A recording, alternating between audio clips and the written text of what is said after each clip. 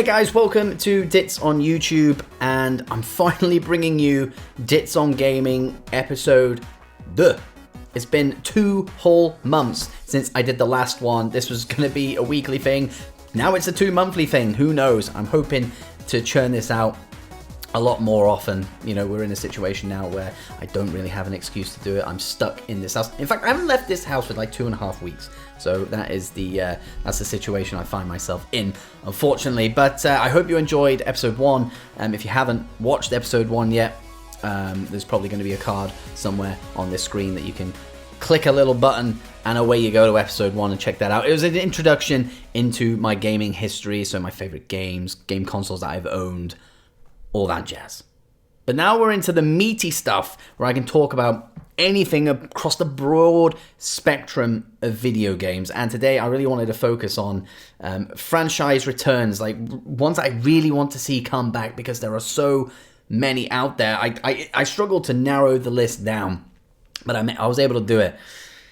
But on the topic of franchise returns, you kind of can add reboots, remakes, remasters into that conversation. So before we get into the ones I want to see come back, I just want to briefly talk about that because we're at a point now, and it's not just gaming, it's movies as well. Like Disney are a massive culprit when it comes to remaking old classics. But with video games, it seems to become something of a norm now. Like it seems like every single month there's a big remake, reboot, remaster, whatever it ends up being. There seems to always be there. And I always remember when these started coming out, I used to think these are lazy. It's something I'm never going to buy into. It's just not for me. I played a classic game. I enjoyed the classic game. Why am I spending all this money on buying it a second time? It just seems pointless, irrelevant, unnecessary. But that was my thinking maybe 5-6 years ago, where it would take a lot for me to buy one of those types of games. And I think GTA 5 was the beginning of me starting to appreciate a remake, remaster, reboot. Because I had it on 360, paid full price for that 360 game, and then it dropped on the Xbox One, and I paid full price for the Xbox One version as well.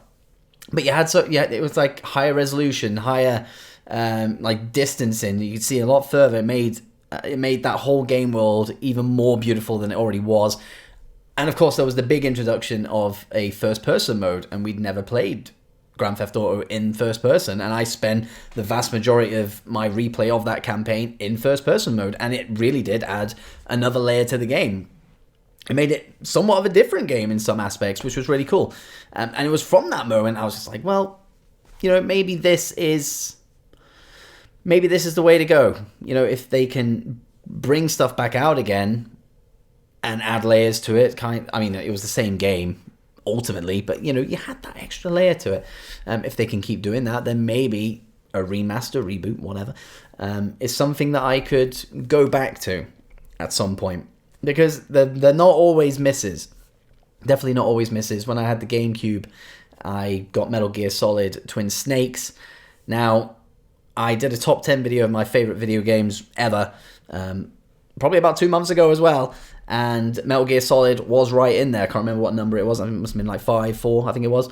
And they remade that for the GameCube, but they added elements of Metal Gear Solid 2 into that game, so you could play the original Metal Gear Solid, as it were, but in first person with really good graphics. I loved that, and that was a very long time ago. But that was another example of something that works really, really well when you add, you know, more elements to it. And recently, in recent years, we're not just getting remasters, because remasters are just like, I'm not going to buy a remaster. You know, if you take a game from, I don't know, 2004 and go, all right, we're going to remaster this in 2020. I don't care. A HD remaster, 4K remaster, whatever. It's still exactly the same game that I bought all those years ago. And maybe that game had DLC that I never tried before, and then they add that in, but it doesn't mean anything to me. Like, I'm paying full price for, you know, a couple of bits of DLC for a game that I've already played and probably still already own. it doesn't really work for me.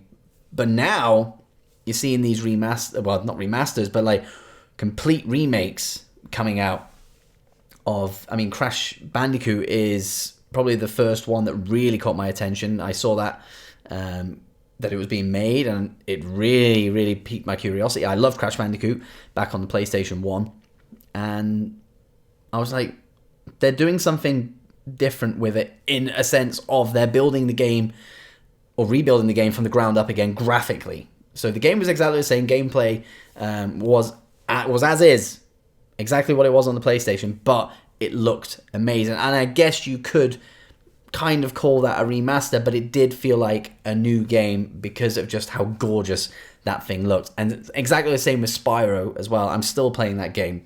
Completed 1, halfway through 2, and I'm looking forward to smashing in number 3. Again, another game that's the gameplay is exactly the same, exactly what I remember it to be, but it just looks brand new. And because it's been such a long time, I feel like I'm playing a new game as if I've never ever played these things before, and I haven't played Spyro 3 before, so that would be a completely new experience regardless. But then the big ones come in the shape of what Capcom have been smashing out of the park recently, starting with Resident Evil 2. I bought that. I saw the build up to it anyway, but when I bought that, I was like, I remember just sitting there playing it for the first 15, 20 minutes and just in awe of this thing. I played that game when it was like, when did it come out? 97, 98 maybe, something like that. So I was like 8 or 9, which is not it's not great for an 8 or 9-year-old to be playing Resident Evil 2. But I still remember the clunky tank controls, the graphics and all that kind of stuff. And then to see it remade with the Resident Evil 4 treatment, over the shoulder, beautiful graphics, really, really good lighting around, sound design, all that kind of stuff. It blew me away. And Resident Evil 3 is about to drop this weekend, or it has already dropped, and again, that looks to be exactly the same. Reviews across the board are really, really good. That's the standard we're at now. So now I've played Resident Evil 2, and I will get Resident Evil 3. I don't know if anybody else goes, oh, well, let's remake this, let's reboot this, let's do this, do that.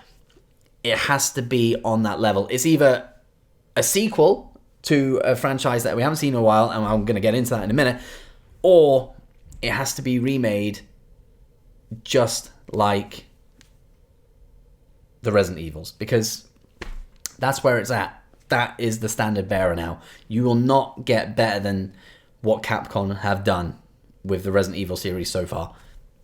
Amazing. And it fills me with excitement what else they can do. Final Fantasy VII is another example, a very, very big example. Unfortunately, that's a PlayStation game, so I won't be able to play it. There were rumours that it was going to be ported across to the Xbox at some point, and it would make sense because I think Final Fantasy VII through 12 is going to be going onto Xbox Game Pass. So maybe that's tied into that. There's no window of release on that, although I wish they would do it now because I'd have something to do. But we'll see.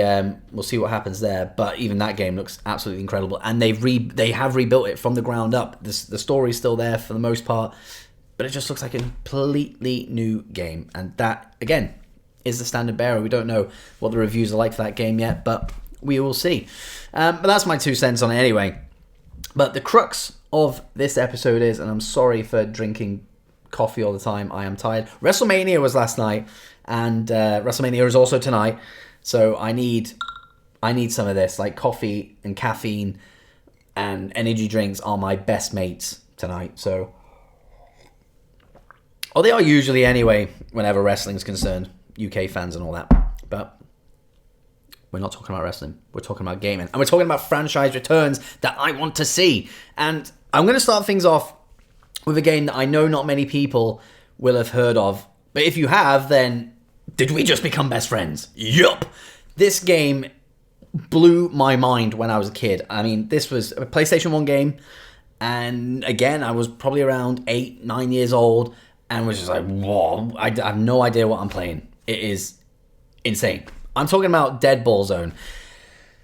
I don't know if you've heard of it. It's essentially it's a cross between like rugby, a bit of football, and just violence. To be honest with you, like I didn't know how to play the game because I remember that when we had the game case, it didn't have an instruction manual, and I don't believe there was like a tutorial or anything in the game. So I literally had to guess what I was doing for the most part, which was really annoying because outside of the base controls, there was certain buttons you had to press to get like the special moves. So the basic attack move or two attack moves was a spear and a punch, and you'd be playing the game and you'd get people coming up to you and chainsawing you or throwing a rocket at you, and you'd be like, how? I didn't even know that was a thing. How have you done that? I don't know. There is no instruction manual to this thing, and there is no tutorial. So it was all guesswork. And every now and then I would drop a bit of a chainsaw and a bit of an explosion every now and then score an amazing goal. But I didn't know how I did it. But I just remember that game being so, so good. I mean, maybe if I played it now at this age, I'd probably go, But all I remember was such good times with that thing.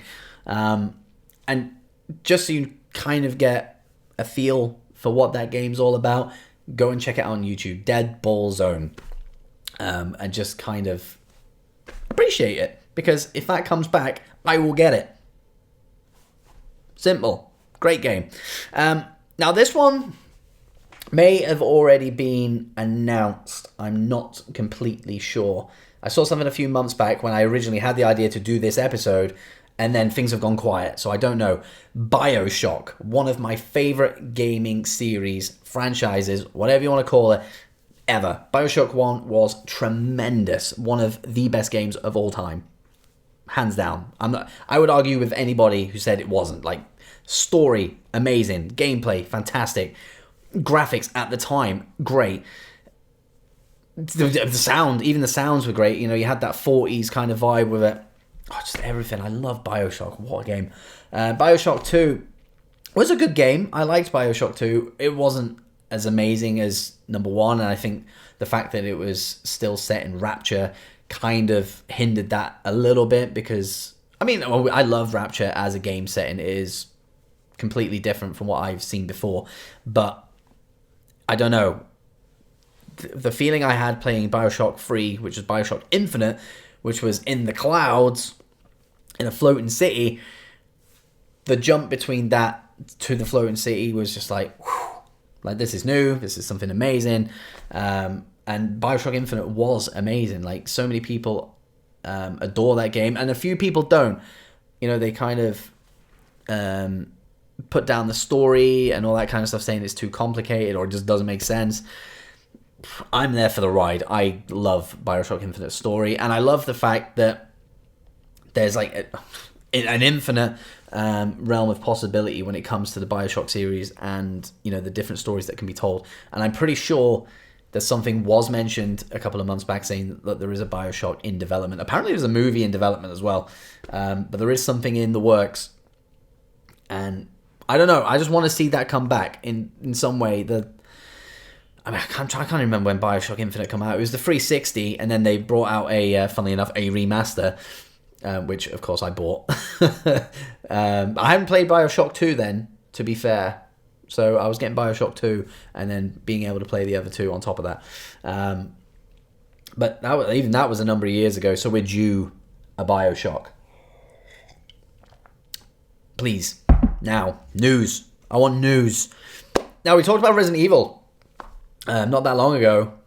They had another series which was essentially Resident Evil, but with fucking dinosaurs. Dinosaurs. A Resident Evil with dinosaurs. How cool is that? And it was. I loved that series. Again, as a kid, I remember playing Resident Evil, and then this Dino Crisis came out, and my dad was just like, "Oh, you need to check this out." Great parenting, Dad. And I played it, and I was like this is just like Resident Evil. There's no zombies in this. And then you come across the first dinosaur and all that kind. I love dinosaurs. Jurassic Park, one of my favorite movies of all time. And I just remember being completely like, what? is this. Number 1 was great, number 2 was great, number 3 I never played, so I can't pass judgment on that, but apparently it was okay. That was on the Xbox, I believe. So, original Xbox, by the way, so it's a long time ago that we had a Dino Crisis game. And I don't understand why we haven't. Maybe the sales weren't great, but you speak to anybody that's played that series, there's nothing but love for it, as far as I know. Like, I did some looking into stuff before I sat down and started recording this, and there's so much positivity around that series. People clamoring for its return. I'm one of those people. You know, it's such a good game. Number 1 was great, number 2 was great, number 3, again, like I said, I don't know, but bring it back, Capcom. This is the perfect time, because you're doing it with Resident Evil 2, you're doing it with Resident Evil 3. Throw Dino Crisis in there, just plant that seed, just let it grow into this amazing little remake. Because if you remake this in the same way that you've done Resident Evils, an over-the-shoulder, Dino Crisis game, I would pay £50 for that, and I wouldn't bat an eyelash. Don't know. Next, my favorite racing game series of all time. Again, if you go and check out that top 10 I did, you'll find one of these games in that top 10, right at number 10. Burnout 3 is that game in question. I adore that racing game. My favorite My favorite racing game of all time. It's just such a fun game. It's a fun series. Just everything about it. You know, it's arcadey why do I've got wrestling on the brain. It's just arcade racing. It's not. That'll be something to do with the coronavirus. Shock.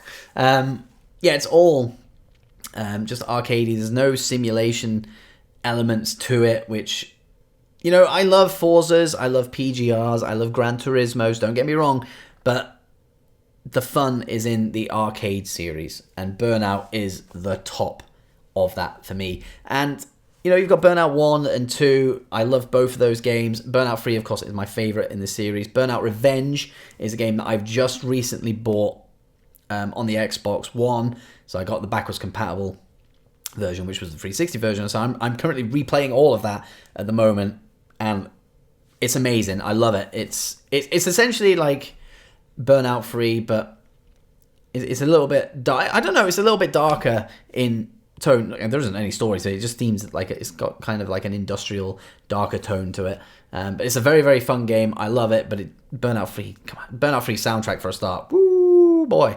You got crash modes and all that kind of stuff.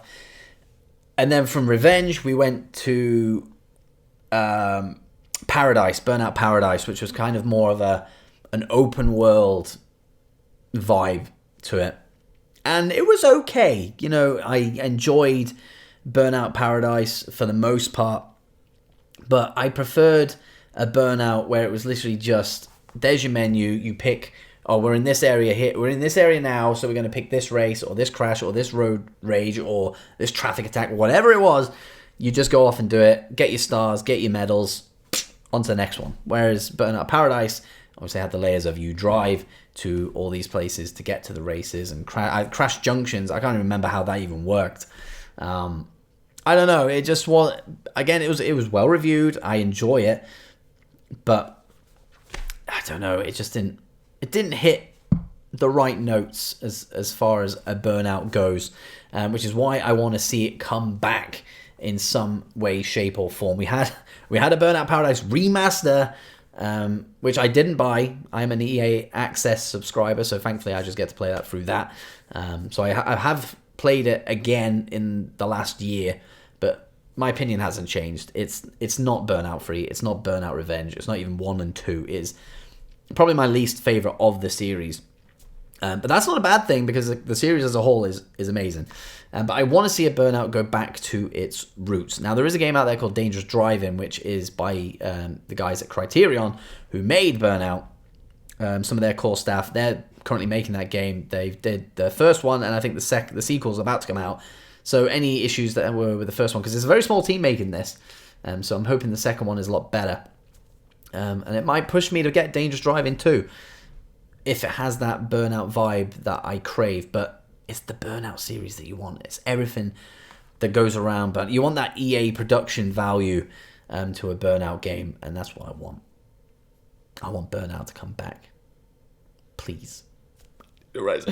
And here's one that I didn't even think about until I think it was like 2 weeks ago, because I've had this list ready to go. I've got a list in front of me of all the games I want to come back, obviously narrowed down, but I was just on the Xbox store. I just happened to stumble across this, and I was like, oh, Jesus, I completely forgot that this game even existed, which is bizarre considering how much time I put into it when it first came out. Full Spectrum Warrior on the OG Xbox. It was like a military simulator kind of thing. You controlled like a squad, and you'd move them up and move them behind cover, and it wasn't like you're literally there and you're moving them. You're literally going you're point A, move over to point B, attack, like there's a group of enemies, right, attack that zone there, all that kind of stuff. It was really good, like military simulator, and I was terrible at it, but I really, really enjoyed it. And I think there's a number 2. I might be wrong. There might be a number 2 there, but I don't know why this hasn't been revisited. You've got games that are like successful. I mean, they're kind of the same, like XCOM. It kind of had that vibe to it, but I don't know. It's a little bit different, but that's the kind of area that game is in. So you've seen those games succeed in the last 5-6 years. XCOM 2 is a great game. That's something I've played quite recently.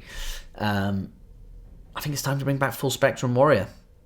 Like, it was just a fun little military shooter, and different from anything that was out there at the time. You had your Call of Duties, your Medal of Honors, and this was just refreshingly different.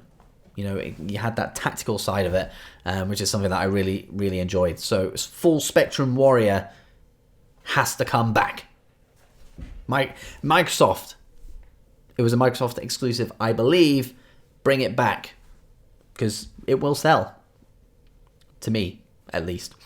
Now, a really, really fun game, and you could probably argue, and I will argue it, that it is the best GTA clone that there ever has been. Not that there ever will be, but at least that there ever has been to this point. Mercenaries. What a great little fun game that was. Made by Pandemic, I believe it was, who did the original Star Wars Battlefronts, which in their own right were amazing. I loved Mercenaries. And I think they did a sequel. I didn't play the sequel, but Mercenaries itself, the amount of hours I put into that game, if I can find that anywhere, I'm lapping that thing up. I can't remember if it was the original Xbox or if it was the 360. You'll have to excuse my tortoise here scratching away. He is the man cave mascot, as annoying as he is. I can't remember what console it was, but it was kind of like a military vibe. You're playing as a mercenary, but you could do anything you wanted. It was completely sandbox. You had this big open world. It was big at the time, and you just go and let loose. Do whatever you want. Go get missions. Just go and destroy things. Do whatever. I believe everything was you could just blow everything up. It was just a fun little game. And I know they made a sequel, but then I think Pandemic closed down or went bust. I don't know. And that's probably why we haven't seen one since. But somebody can pick that up and just run with it, because Mercenaries was a lot of fun and well reviewed as well. It wasn't a terrible game. So there is scope out there for that to come back. And I wanted to kind of throw a fighting game in the mix, because I'm terrible at fighting games. I'll just throw that one out there straight away. Terrible at fighting games. And I always hum and ah of whether to buy them, because I am terrible at them. And I don't know. For me, there's no longevity in it, because... Shut up. There is no longevity in it. Because I think once you go through the arcade mode for all the characters, and all, I just lose interest. And I know there are people that, they play to master all the combos, learn every character inside out. If it's got an online element, they'll go off and do that and excel at that. But I don't know. I just there's one series that's out there, and it's not Mortal Kombat because obviously that's still going strong. Virtua Fighter. What a game that was! Like this is going all the way back to Sega Saturn, and I think it might have been Virtua Fighter 3 on the Sega Saturn. I'm not sure. Whatever it was on the Sega Saturn, it was great. And then they came out with this Fighters Megamix game, which was like, I think it was Capcom. It's annoying that I can't remember who it was. I remember whoever did Daytona USA. If you remember that game, it was by them. I don't know if that was Capcom. It might have been Sega. I think it was Sega. But anyway, you had all the Virtua Fighter characters, and then you had everybody else in like the Sega universe. So you could play as a Daytona USA car. It was bizarre. But that was still in the vein of Virtua Fighter. And then over the years, I think it's released on. I think the last release it had, can't remember. I think maybe Virtua Fighter 5 was on the 360, and it came up in one of the Xbox Live Gold games, so I could get it for free. So I downloaded it and played it, and loved it. You know, it's one of the very, very rare fighting games that I'll play and just really invest some time in because, you know, like I said, I'm terrible at them. But Virtua Fighter, for some reason, has always had that edge. It's not my favorite fighting game series. You know, that will always go to Mortal Kombat. Slightly behind them is Tekken, but Virtua Fighter, by all means, is still up there. But the fact that we haven't had one for a very, very long time that's where the problem lies. So Sega, give us another Virtua Fighter. Virtual fighting games are few and far between these days. Not many people really go after them. You know, we have a Tekken every 4 or 5 years, Mortal Kombat every 2 years maybe, Soul Caliburs every now and then. There's room for a Virtua Fighter in that pool of fighting games. Bring it back. We'll see. And finally, and this is my number one franchise that I want to see come back, and the fact that it hasn't is downright criminal. It really, really is. Timesplitters. Across the board, if I pick a franchise that I've put hours into, Timesplitters is definitely. I mean, you think about how many franchises there are in video games, so many. But Timesplitters is definitely in my top 5. You know, Final Fantasy is probably number 1. The amount of time I've put into that. GTA, maybe GTA is number 1. It's probably, you know, a jump up and down between the two of those. But Timesplitters is definitely in the top 5.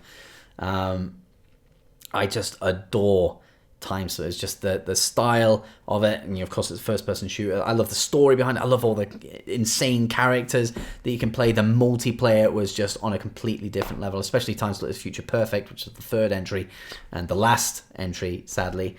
And then they had like an arcadey mode where you go through and collect medals in different scenarios, and it was just such a good game. And on the Xbox, playing Timesplitters free, you know, that was one of the first online multiplayer experiences I really, really got into. You know, I found myself a clan. We were on there every single night playing Timesplitters. I was really good at Timesplitters 3. So I was more than happy to plow hour after hour after hour online playing that game. And I just want to see it come back. And I'm optimistic because I think on a conference call back end of last year, there was talk about bringing Timesplitters back. And I have read that. I remember reading that, like 100% remember reading that. So Timesplitters may very well be coming back. It just depends when, or if they decide to go ahead with it. I don't know at this point. I don't think even they know at this point. Caffeine. What is going on? But I think I believe actually there was a Timesplitters 4 in development. And somebody said that there are just no characters in that game that can justify a sequel being made. Like, there's none have like the appeal of like a Mario or, you know, somebody in that vein, which is ridiculous. That game is full of characters. You know, if you put Sergeant Cortez on the front of a game box, and he was pretty much on the front of all the Timesplitters games, what is wrong with that? Like, Sergeant Cortez is a good character. Like, is he an amazing character? Is he a memorable character? Probably not. But why does a character have to sell a game? Gameplay sells a game. Story sells a game. Graphics, to a massive degree, actually sells games. You know, whoever put the blocks on a Timesplitters 4 all those years ago they can have that, because I miss that game so much. And if I can hunt it down and find a console to play it on, I would, and just relive the glory days. And when I really think about it, you know, there are a lot of first-person shooter series out there, but Timesplitters may very well be my favorite. And I don't know if that's because I haven't played it in such a long time. It probably is. But please come out with another one. Please. And that's really my list that I put together. But there are so many other series that I want to come back. You know, Burnout. Perfect Dark is another one. I'd love to see that come back. Conker's Bad Fur Day. I'd love to see rare games here. I'm rattling off. There's hundreds that you could throw at this, but they were the ones that really jumped into my mind straight away when I was coming up with this. And then Full Spectrum Warrior, whilst I was going through the store. But that jigged my memory there. But there's so many. So many. And we seem to be in, like I said, in that realm of reboots, remakes, everything. So I'm optimistic about all of those entries in these notes here. So we'll see how it goes over the next couple of years. Maybe I can start ticking games off of this list. I'm going to keep this list on my phone so I can just keep updating it. My wish comes true every 6 years. I'll probably be dead by the time that's all ticked off. In fact, I can guarantee a Deadball Zone will never come out. That's just a fact and reality that I have to live with, unfortunately. But that was it, really, for episode 2 of Dits on Gaming. Again, you know, I love talking about games. I always talk about wrestling in this form on YouTube or my podcast, Dits on Wrestling. But it's nice to talk about video games because that is my secondary passion when it comes to like hobbies and interests and all that kind of stuff. So it's good to be able to talk about it. Episode 3 of Dits on Gaming, I hope, isn't 2 months away. I hope I can start slamming these things out, you know, every week, maybe every 2 weeks. We'll see. We'll see how it goes during this lockdown period that we all find ourselves in. But there's plenty to talk about when it comes to video games. So we'll see what I dive into for episode 3. But to make sure that you don't miss episode 3 when it eventually does arrive on Dits on YouTube, you should go and press that subscribe button now, which is probably there somewhere. Just a guess. I don't know where it is. But press subscribe anyway, because you don't want to miss it. You do not want to miss it. And there's hundreds of things I've got in the pipeline for Dits on Gaming itself, around everything else that will be on this channel going forward. Make sure you subscribe. Make sure you hit the like button. And hey, leave a comment as well. Tell me some franchises that you want to see come back. And then episode 3, I'll shout them out and kind of give you my spin on what you've said. As interactive as it can be. That's what I want this to be. So thank you very much for taking time out of your day to listen to this or watch it. And I'll see you on the very, very next episode of Dits on Gaming.